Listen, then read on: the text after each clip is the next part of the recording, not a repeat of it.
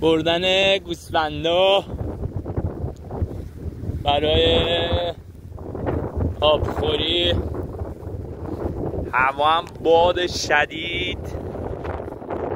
اینم از غروب آفتاب شورا. یه مدل اینجا یه درخت است، حالا ما به زبون ترکی بهش میگیم چی؟ یه میشان.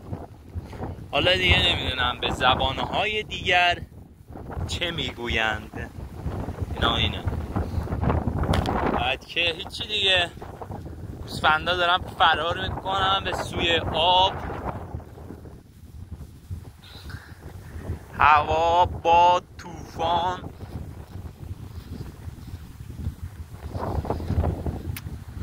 مسیر رو یاد گرفتن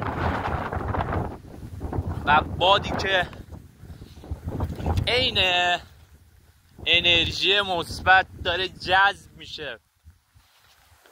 هوای توپ.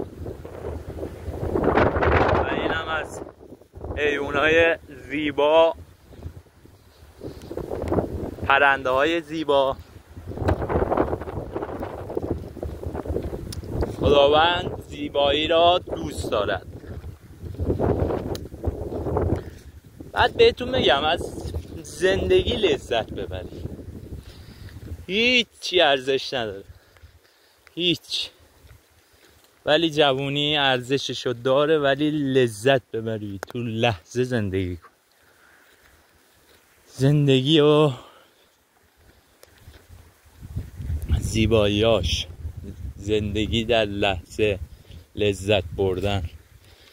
غم و اینا زود میگذره، ولی باید زندگی کرد. آره، اینا هم که حیوان هم که دارن زندگی میکنن، اینا هم برای خودشون دارن زندگی میکنن. یکیش بریده میشه، یکیش حالا قسمتشون، نمیدونم چه جوره. ولی اینم از بعد ظهرمون. خدایا شکرت، خدایا شکرت.